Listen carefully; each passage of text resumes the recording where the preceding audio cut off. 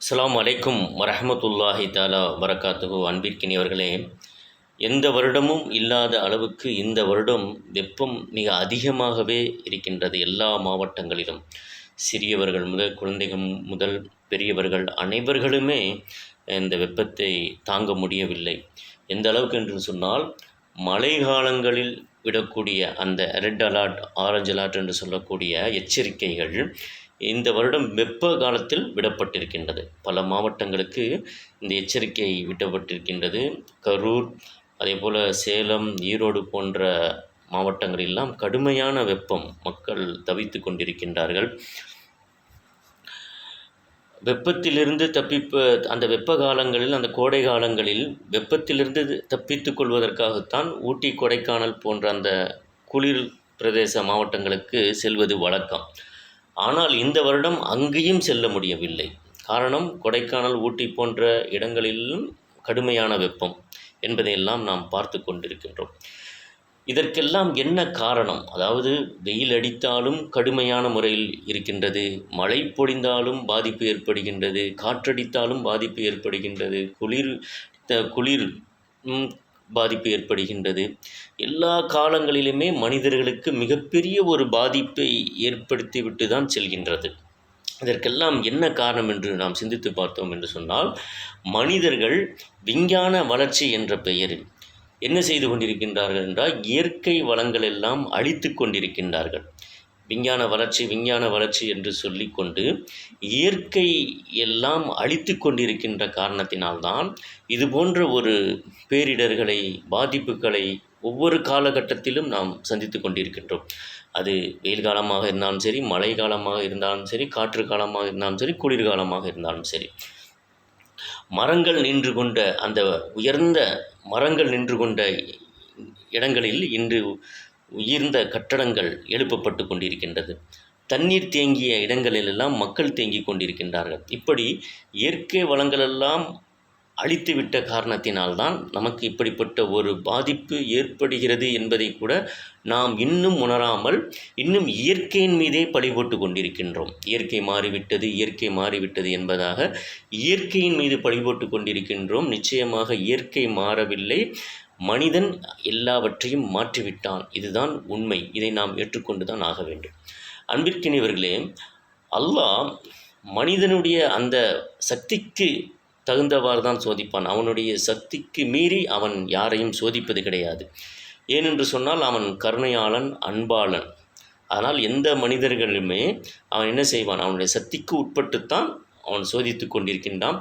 நமக்கு ஒவ்வொரு சோதனைகள் வருகின்ற பொழுதும் அதிலிருந்து நம்மை தற்காத்து கொள்வதற்கு அல்லாஹ் அதுக்குண்டான வழிவகைகளையும் நமக்கு தந்திருக்கின்றான்.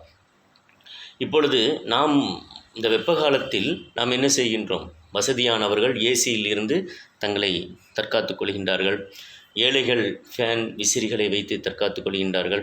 குளிர்ந்த நீர்கள், தண்ணீர், குடிபானங்கள், மோர், இப்படி ஏதாவது ஒன்று குடித்து இந்த வெப்பத்திலிருந்து நாம் நம்மை தற்காத்து கொண்டு தான் இருக்கின்றோம். அதுக்குண்டான வழிகளையும் அல்லாஹ் நமக்கு தந்து கொண்டு தான் இருக்கின்றான்.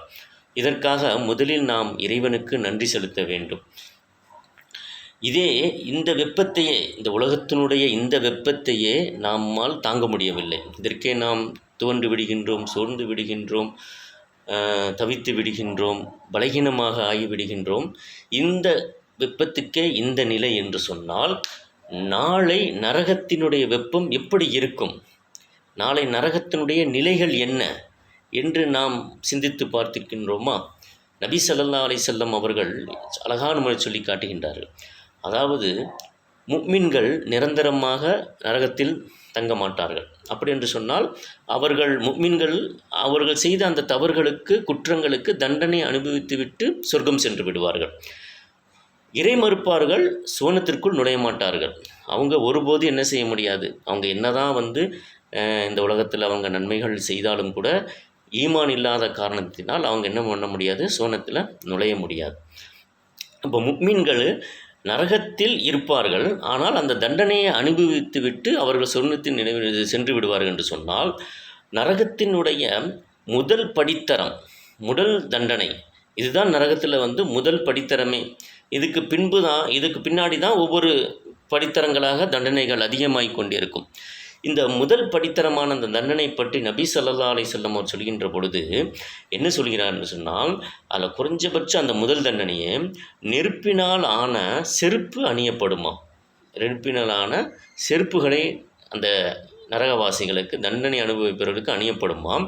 அந்த செருப்பை அணிந்த உடனே தலையில் மூளை கொதிக்க ஆரம்பிக்குமாம். எப்படி நாம் சோறு பொங்குகின்ற பொழுது, சாதம் பொங்குகின்ற பொழுது, சாப்பாடு ஆக்குகின்றோம் அல்லவா, அப்போ எப்படி பானையில் அந்த அரிசி பொங்குகிறதோ அதே போல் நம்முடைய மூளை பொங்கும் என்பதாக நபி ஸல்லல்லாஹு அலைஹி வஸல்லம் சொல்லி காட்டுகின்றார்கள். இதை கேட்கும்போது நமக்கு எவ்வளவு பயமாக இருக்கும். இதுதான் குறைஞ்சபட்ச தண்டனை என்று சொல்லி காட்டுகின்றார்கள் என்றால், இதற்கு பின்னால் வரக்கூடிய தண்டனைகள் எவ்வளவு கொடூரமாக, எவ்வளவு பயங்கரமாக இருக்கும் என்பதை நாம் உணர்ந்திட வேண்டும். அன்பிற்கினவர்களே, இன்று நாம் சின்ன சின்ன பாவம் தானே என்று என்னதான் நாம் மூமின்களாக அல்லாஹ்வை ஏற்றுக்கொண்டாலும், தொழுகையாளிகளாகவும், நோன்பாளிகளாகவும், ஹாஜிகளாகவும் இருந்தாலும் கூட சிறு சிறு பாவங்களை செய்து கொண்டு தான் இருக்கின்றோம். எல்லோருமே செய்து கொண்டு தான் இருக்கின்றோம். அந்த சிறு சிறு பாவங்களுக்கு நமக்கு நரகத்தில் தண்டனை இருக்கிறது. அந்த தண்டனை என்பது குறைஞ்சபட்ச தண்டனை இதுவாக இருக்கின்ற பொழுது, அந்த செருப்பை அணிவித்து நெருப்பினாலான செருப்பை அணிவித்தவுடன் மூளை கொதிக்கும் என்று சொன்னால் மற்ற தண்டனைகள் எப்படி இருக்கும் என்பதை நாம் சிந்திக்க வேண்டும். இந்த வெப்பத்தையே நம்மால் தாங்க முடியவில்லையே, இந்த வெப்பத்திற்கே நாம் தவித்து விடுகின்றமே, சோர்ந்து விடுகின்றமே, அந்த வெப்பத்தை நாம் எப்படி தாங்கப் போகின்றோம்? அல்லாஹ் பாதுகாக்க வேண்டும். அன்பிற்கினியவர்களே, எல்லாம் வல்ல அல்லாஹ் ஜல்ல ஷானஹு தஆலா இந்த வெப்பத்திலிருந்தும் நம்மையும் நம் குழந்தைகளையும் அல்லாஹ் முழுமையாக பாதுகாக்க வேண்டும். இதுபோன்ற அதாபுகள், வேதனைகள் வரக்கூடிய காலங்களில் வராமல் அல்லாஹ் நம் அனைவரிலும் பாதுகாக்க வேண்டும். அதே போல் நரகத்தினுடைய அந்த வாடையை கூட, நரகத்தினுடைய பக்கம் கூட நாம் சென்று விடாமல் முழுமையாக அல்லாஹ் பாதுகாத்து நம் அனைவர்களையும் சொர்க்கத்தில் நுழைய வைக்க வேண்டும். அப்படிப்பட்ட பாக்கியத்தை எல்லாம் வல்ல அல்லாஹு தஆலா நம் அனைவருக்கும் தருவானாக. அஸ்ஸலாமு அலைக்கும் வரஹ்மத்துல்லாஹி தஆலா வபரகாத்துஹு.